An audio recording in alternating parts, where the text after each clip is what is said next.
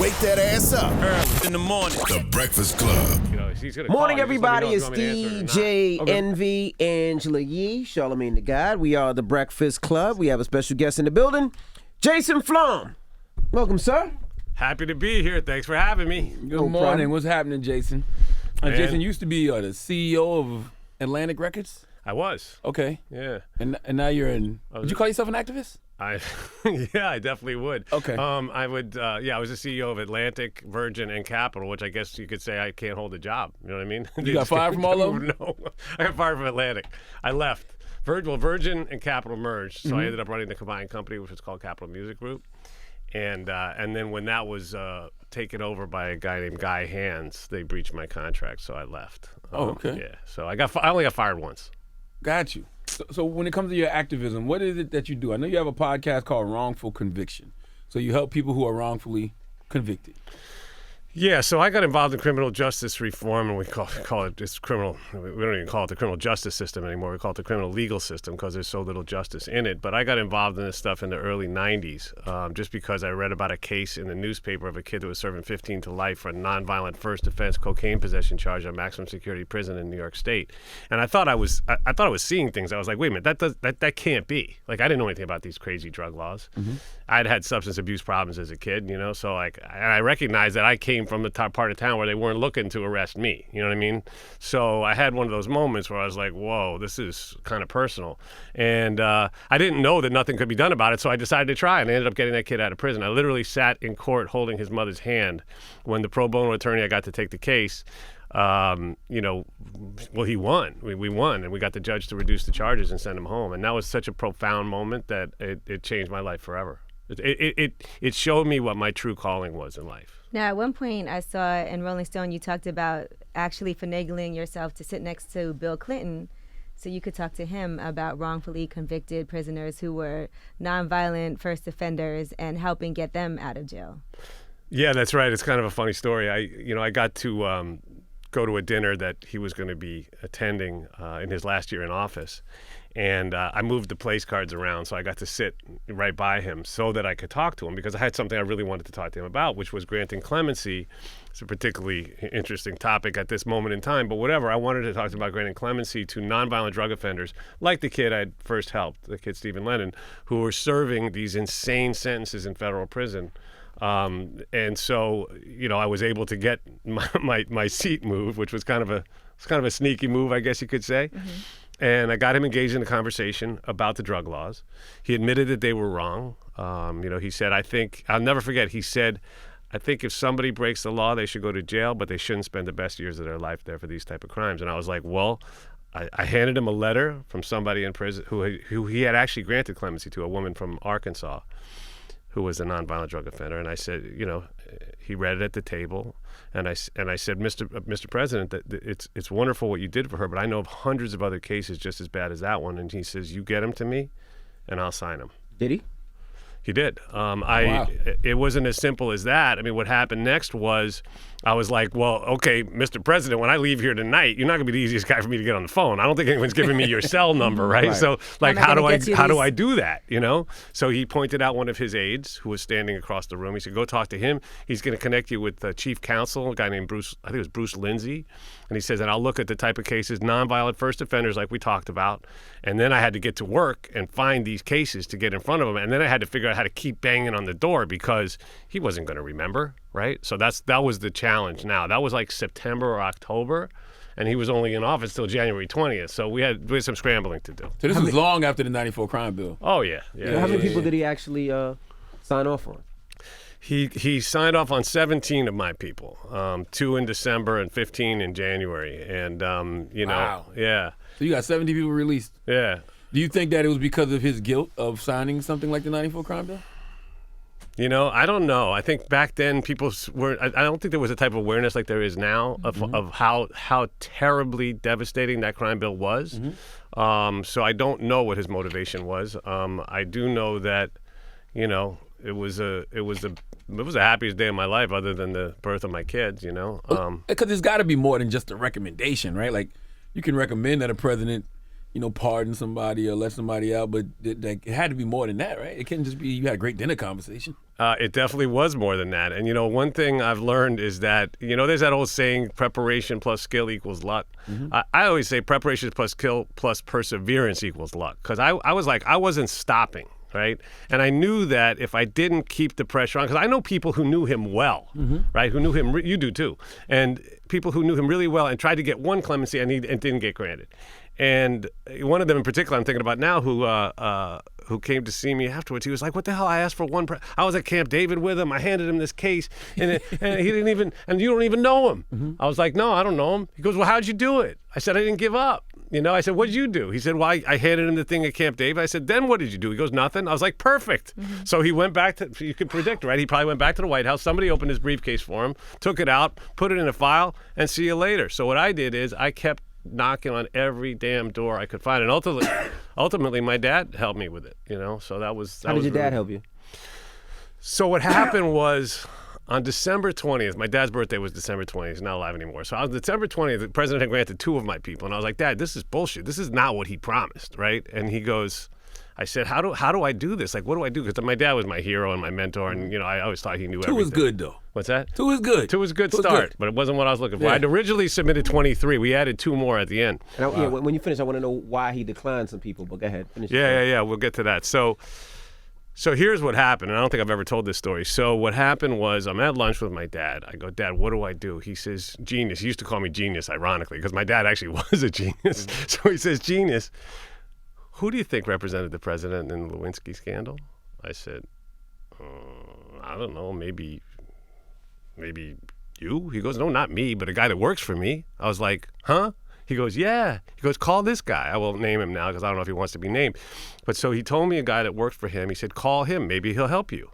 So I called this gentleman up, an attorney, and he said, you know what? I absolutely agree with what you're doing. He says, I talk about these mandatory sentences when I do speeches. He says, I'm going to help you. I said, what are you going to do? He goes, I'm going to walk it in. And I go, well, all right then. Now we're getting somewhere, right? You mean walking into the Oval Office? Okay. So he says, here's what let's do. Can you narrow it down to the most egregious, the most glaring, the most ridiculous cases? Give me those. And as I recall, I gave him, I think we narrowed it down to about 13, and he got 12 of those. The only one of those that didn't get granted was one in which there was a gun. But it wasn't used in the thing. It was like, these drug crimes are so insane, right? They find your great-great-grandfather's old hunting rifle from, 1872, and it's on the wall, and it's never been used, and they go, oh, this is a gun in the commission of a felony, right? Because you were selling drugs out of the house or something like that. Wow. And they can use that, and they can use it as a gun enhancement. So that was the one that we didn't get from that batch, and we ended up getting, like I said, 17 altogether. It's funny, one guy, Peter Neinmeyer, came to see me. I didn't tell, people. Most people didn't find out till much later that I was involved because it wasn't important. But this guy, Peter Neinmeyer, came to see me. He was serving 30 years in Kansas for growing weed. Mm-hmm. Yep, growing weed. So he had 10 state and 20 federal, I think, or something like that. And anyway, so I said to him, what's it like when the president grants you clemency? I'm curious, right? Mm-hmm. Like, how's that even work? And he says, well, I'm sitting in my cell, and they can't come to see me and said, you got to come down to the infirmary. And I was like, oh, don't. I says, I was thinking maybe my mom died or something, because like that's what they do in this particular prison. If you have a close relative that dies, I guess they go there in case you faint or whatever it is. And so he says, so I go down there, and they said, the president granted you clemency. And he's like, nah, man. He's like, get out of here. That's not true. That doesn't make any sense. And they're like, yeah. And, you had 10 state and 20 federal, and you've already served the state. And he said, at that point, I started to believe it because, why would they go to all this trouble to research my stuff if it wasn't actually true? So he says to me, so I said, well, what does this mean? He says, well, what it means is we don't want you here anymore. So get your stuff and call somebody to come pick you up. And that was it. I mean, it's not always like that, but in his case it was. So, I mean, I was like, damn, that's great. What happens with all those marijuana convictions now? Well, isn't it insane? I'm glad you brought that up, because isn't it insane that there's that great tweet that somebody put out recently where it says when the marijuana dispensary looks like the Apple store, it's time that we free a lot of human beings that are in cages, right? A lot.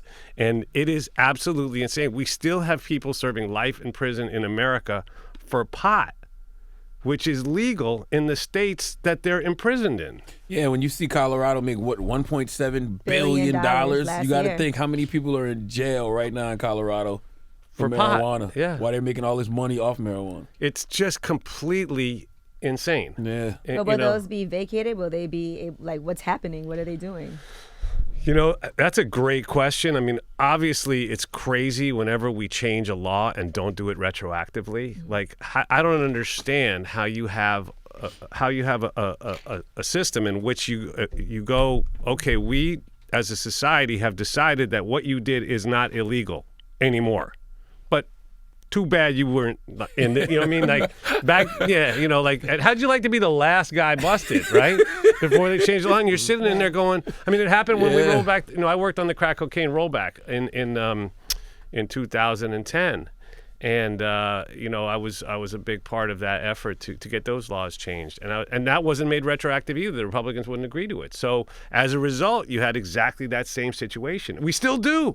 And I was all over the last administration to say, you got to grant clemency to everybody. Like, everybody who's serving the illegal sentence under the old crack cocaine laws. So You talking about Obama administration? Yeah. Why do you think he didn't?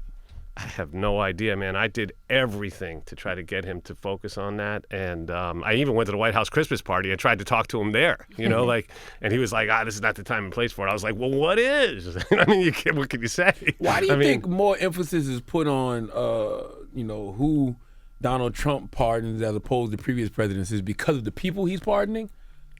Because you just told us about 17 people that Clinton pardoned. I don't remember hearing about that. No. Well, and I know Obama pardoned some people as well. And listen, Obama at the end pardoned 1,700 people, and a lot of them were those same people that were serving those illegal sentences under the old crack cocaine laws. But that's not nearly enough, and he waited too long to do it. And you know, listen, I know of one guy. I think he's in West Virginia or something, where President Obama granted him clemency and commuted his sentence from life to 30 years. And he's sitting there going, what in the world is this? Wow. Like, he's in his 40s. Right. He's still got a life sentence. So I don't really understand what that was all about. And I don't even know that case very well. But, you know, at the time, you know, when you were young back then, but the fact is, when President Clinton was leaving office, all the focus was on the Mark Rich case, right? Everybody's talking about Mark Rich. Oh, he's getting clemency to this guy who's a friend and a donor, this and that. Now these things don't even make a ripple anymore. Right. You know, we just see it yesterday, right? I mean, it happened Donald yesterday. Trump pardoned all those people. And but so that's why the ones these ones didn't really get the attention, you know, that you would have thought that they would have. You know, President Clinton only granted 36, as I recall, at the end. 17 of them were the ones that I'm talking about. And later on, he told me, he said, I wish I would have given you more. I was like, well. Now, you had Kim Kardashian on your show and on your podcast, and she's been criticized a lot for meeting with the president. What do you think about the work that she's doing and everything that she's doing, pretty much? Well, I was thrilled to have her on my podcast. Of course, my podcast is Wrongful Conviction, and on it we tell the stories of people who were wrongfully convicted, who were actually innocent of the crimes that they were convicted of, and who many of them were sentenced to death, life in prison, served decades in prison. Some of them are still in, and you know, my goal is to bring attention to their cases to help get them out. So having Kim on my podcast was a great experience. She showed up on time. No drama, no entourage, was highly attentive, super focused on this issue. And she's obviously very smart. Right. So I think having her involved in this cause is tremendous. Now, you know, the Alice Marie Johnson thing is you know, I don't even know how to begin to unwrap that one, right? I mean, it's great that she's out. She never should have been in the first place. And I'm thrilled that she's home. Of course, now they're using it as propaganda, as we saw in the Super Bowl ad. But you know, but then again, what do you do if you're Kim and you can get somebody out? You get her out. Right? Why wouldn't you? And you guys also brought a lot of attention to Rodney Reed. So what's going on in the Rodney Reed case? Explain that, because I know you had the conversation that actually got a lot of people to pay attention. Yeah, well, thank you. Yeah, so I went down to death row in Texas to interview Rodney Reed, and you know, Rodney's an extraordinary guy. Obviously, totally 1,000% innocent of this crime, and it's medically and scientifically impossible that he committed the crime, and everybody knows it. Furthermore, everybody knows who did commit the crime. But the fact is that he remains on death row. We were able to, a huge group of us banded together, and the public got super involved. Probably a lot of people in your audience signed petitions, did other things. And Kim got involved, and Dr. Phil, and so many others. And fortunately, he was not executed. How much of a role does media play in some of these cases? Like, you hear what people are saying about Rodney Reed because we saw the Free Rodney Reed, we saw everybody jumping on board, but then you start hearing these other stories like, well, he really might have done it and he really is this person. How much does that happen in these cases that you see of these wrongfully convicted people? That's a great question, and that's why I'm really glad we're here talking about it too. And with Rodney Reed, it's an interesting example of it too, because they started putting out this other narrative in order to distract us from the fact that he's innocent. And the fact is that it's super important that media does get on the right side of this. For a long time, it was on the wrong side of this. Don't forget, media created the super predator, right? Media created the whole. There's always a demon drug, right? Crack became the demon drug. It's just coke. That's all it is. It's just coke that's done by people of color. It's fried cocaine. It's just cheaper than coke. It's fried cocaine. Coke that people of color do, right? And therefore, because of that narrative, the politicians were able to pass tougher and tougher and crazier laws that managed to keep another generation of people of color locked up. And that's basically all it is. Let's call it what it is, right? So it's interesting too, right? Because you see these cases where people get convicted in the media. And, Amanda Knox would be a great example of that, right? Probably the most famous wrongful conviction case there is. And she's like my little sister. I'm actually going to her wedding coming up in the next couple of weeks, which I'm super excited about. Wow. But then, it also can play a role in helping to reverse these things. And now, thanks to people like Kim, I think Dr. Phil is bringing a lot of attention to these things now. You guys are bringing attention to it. I think we all have to get on the soapbox and talk about it. And that's why, today, actually, we're launching a new podcast series under my banner, under the Wrongful Conviction banner, called False Confessions. And I want to do that because you're going to probably find this surprising. I think a lot of people in the audience find it surprising, but almost 25% of wrongful conviction cases that are proven with DNA involve people who confess to the crime that they didn't commit. And everybody listening is going, I'm not that. I would never do that. I'm not. I guarantee we go out and ask the first 100 people on the street that we see, would you ever confess to a crime you didn't commit? Everyone will say, under no circumstances, absolutely not. There's no way you can get me to do that. Yeah, until they say, look, if you don't confess, we're going to give you 50 years. Yeah, you confess, we'll But give if you you 10 confess, we'll give you years on 5. probation. So Or a lot you of might people just do get it. probation and then you can go home. Well, here's the thing, People right? can't afford for an attorney, so they say, I have to do it. And listen, I would like to tell your audience, here's the best advice you're going to hear this week, okay? Which is that if you get picked up and brought in for questioning, the only words you're allowed, the only words I want you to say, the only words you should say are, I want a lawyer, and then shut up. Don't say anything else. You say your name and I want a lawyer. Because at that point, the questioning has to stop. And if you don't do that, and the tragic thing about this is that when we expose this on my podcast and on this new False Confession podcast, so like I said, first episode comes out today, is that when people are innocent, and they go in, they think, well, I don't need a lawyer. I'll waive my Miranda rights. Right. 85% of people waive their Miranda rights. Don't waive your Miranda right. Do not do that. When you go in, they say, oh, no, you're just a witness. Yeah, it's just a witness. No, they'll ask you a few questions. You'll be home in an hour. Oh, okay. Then as soon as they get you started, and then they keep you in that room. By the way, you're allowed to leave, but nobody knows that. They designed it, right? So you're a little 8 by 8 foot room. If you're not under arrest, you can leave, right? You can leave, but nobody knows that, and you're scared, and you're there, and they keep you overnight, and you have no sleep, and you have no, and the next thing you know, you'll confess to kidnapping the Lindbergh baby, just to get out of there because, and they're allowed to lie to you. In the American system, that not in other countries. I don't know if there are any other countries that do allow. There must be some, but not in England. So they could sit there and go, listen, we got your DNA on the thing. We got your, we found a murder weapon. They haven't found a murder weapon. Then they give you a polygraph. Then they tell you failed the polygraph, but you didn't. And then they start telling you, listen, maybe you were just, you're not a bad guy. You don't seem like a bad guy. You just had a bad day. Maybe your mom was angry at you about something, and you just decided, the Nora Jackson case, which is on my podcast. They tried all that stuff. She never confessed, but there are so many cases where people falsely confess. And so everybody who's listening, first of all, I beg you, don't say anything other than I want a lawyer, and then get a lawyer, unless you're the type of person that likes to do surgery on yourself. You're like, I think I'm going to take my own appendix out this week. You know what I mean? I'm going to go, I don't really need any doctors. I don't need any help like that. You need the help. And also, if you get a jury duty notice, show up. Go to jury duty. Say that louder. Say that louder. I said, if you get a jury duty notice. Look that way.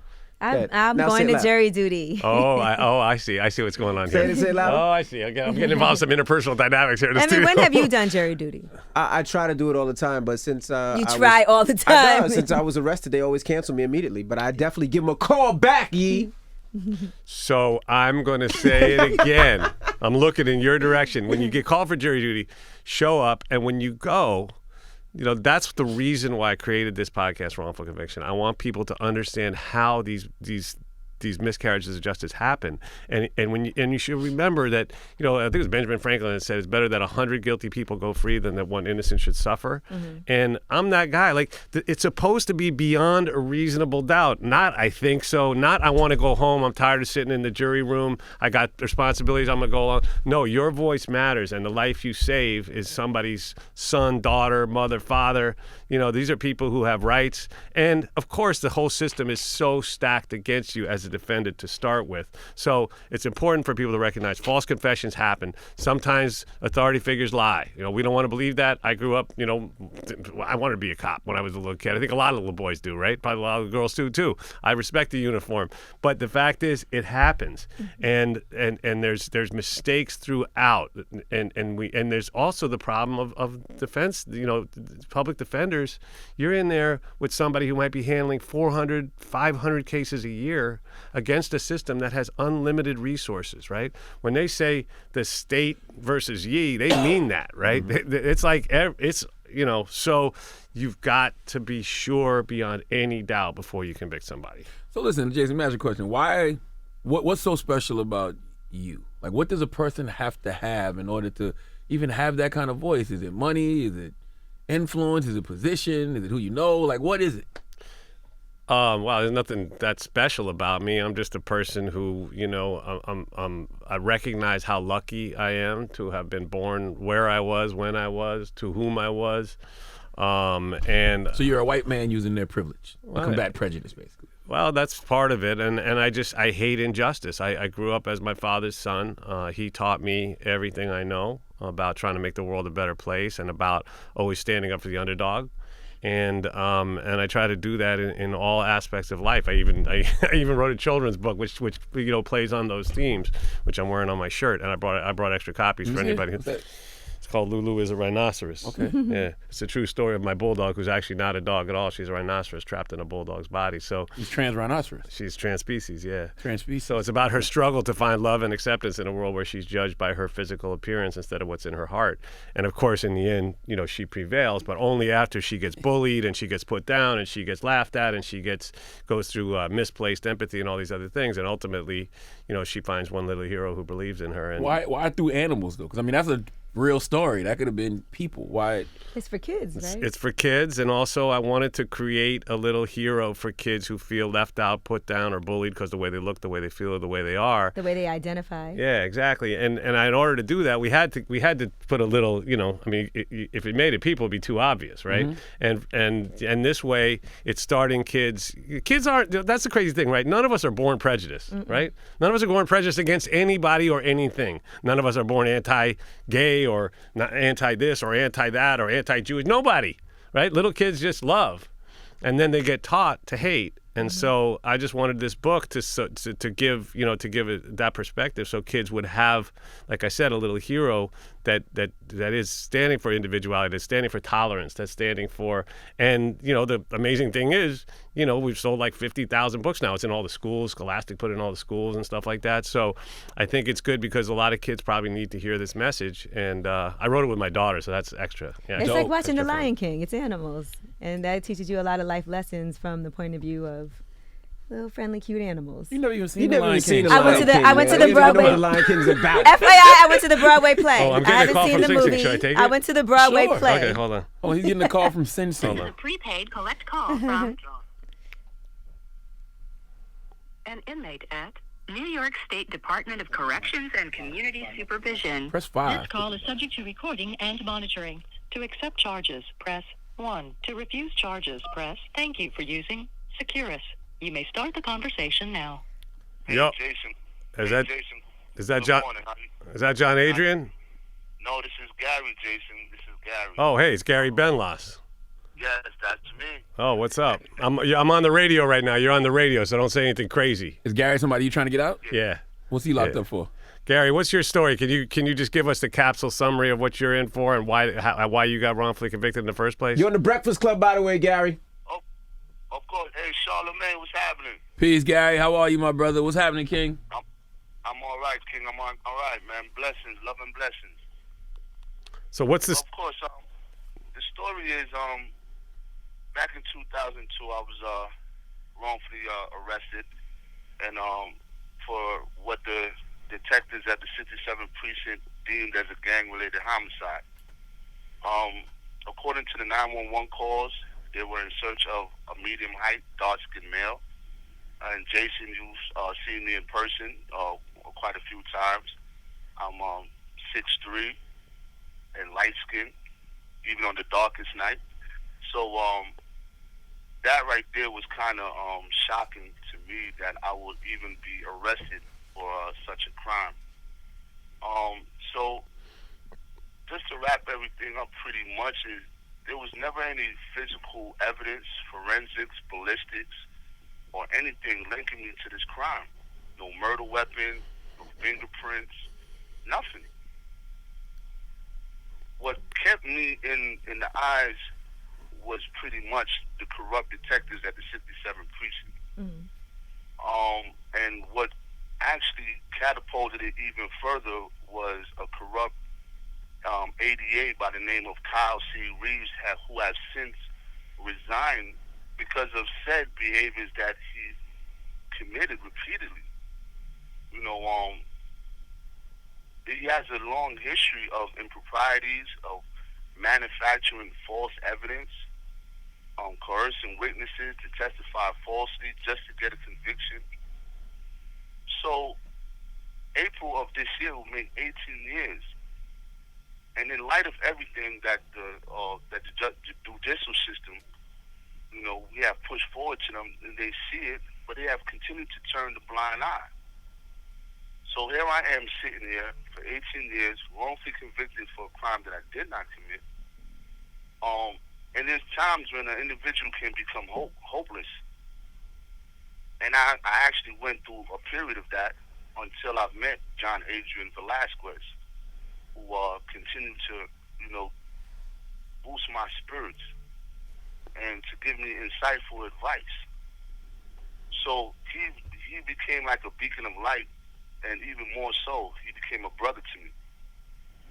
And John Adrian, just let me just jump in. John Adrian, for people that are listening, also known as JJ Velazquez, is a wrongfully convicted guy in Sing Sing who's been in for 22 years after he was framed for a murder that happened in a bookie joint in Harlem in 1998.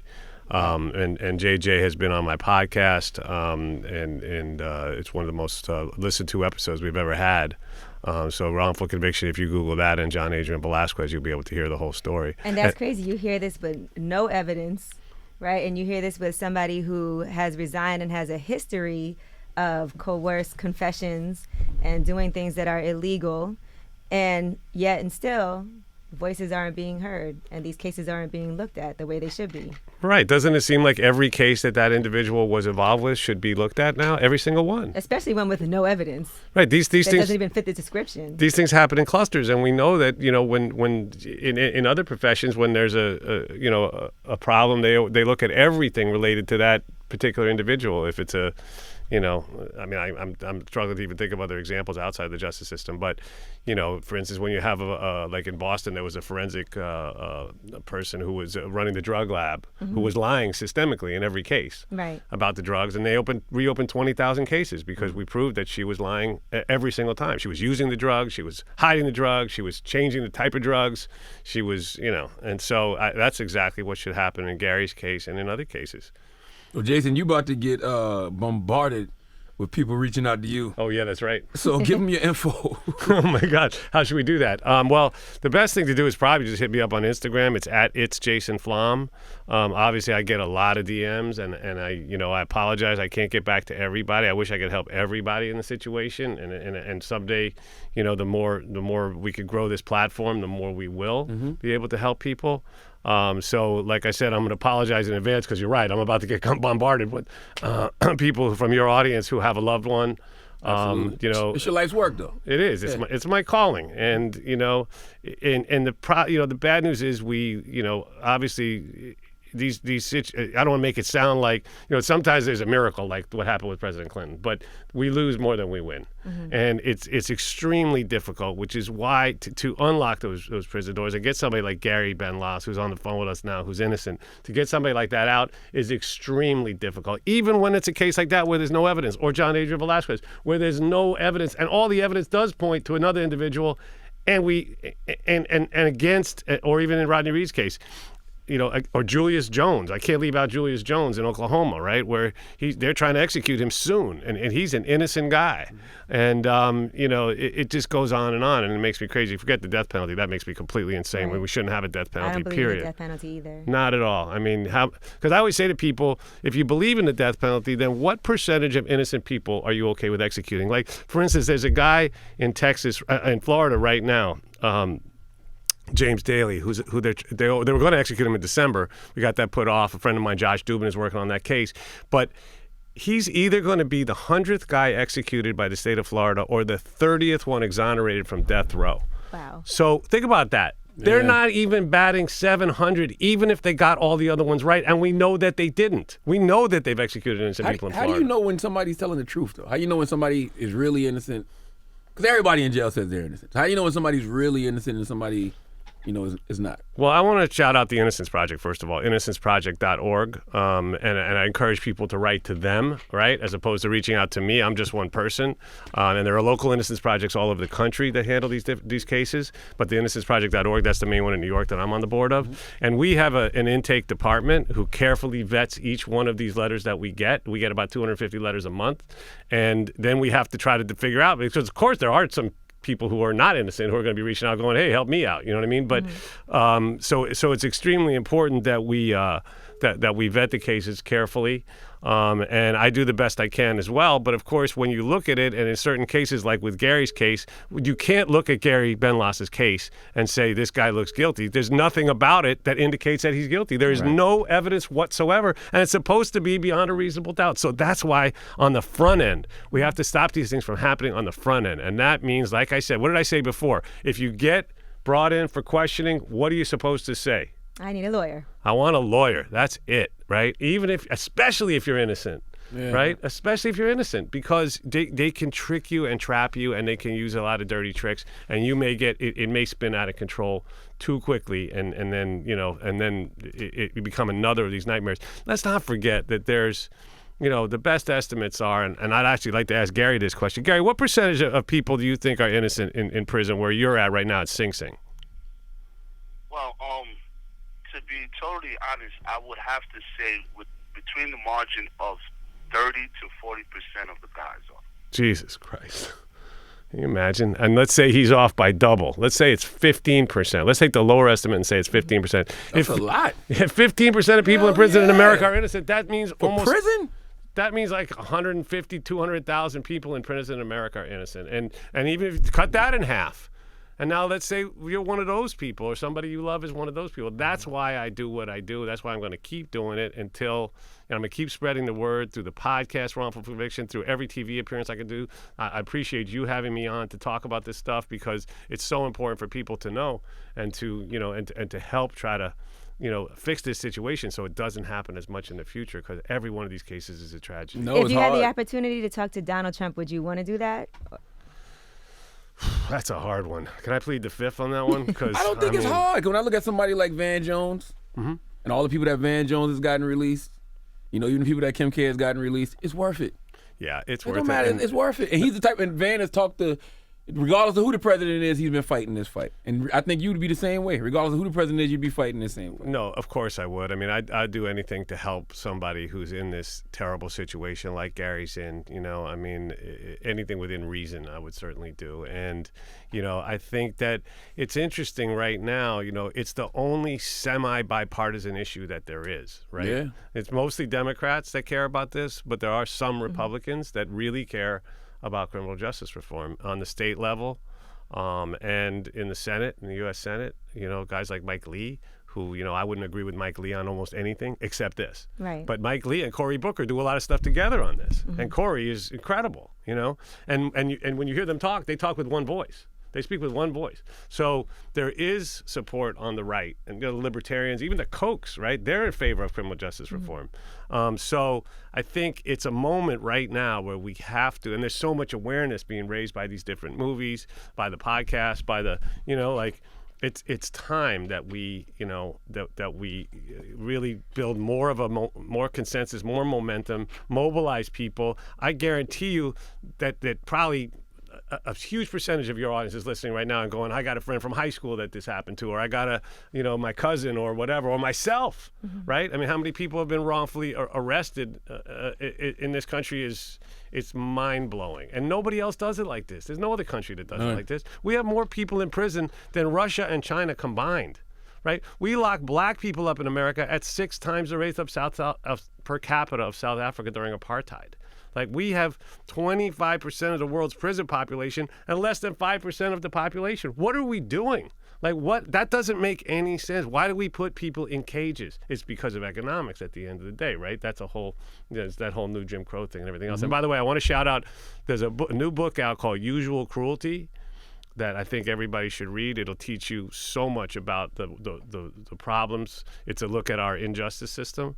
By a guy named Alec Karakatsanis, but it's called Usual Cruelty. That book will blow your mind. And this is a guy who's going around suing all over the country to abolish money bail, because money bail is a violation of the 6th and the 14th Amendment. And you can't have equal justice, or you can't have due process or equal protection when you have 2 guys that get arrested, or 2 women who get arrested for the same crime, and one with money goes home and one with no money goes to jail. Right. That's not the Constitution says the opposite of that.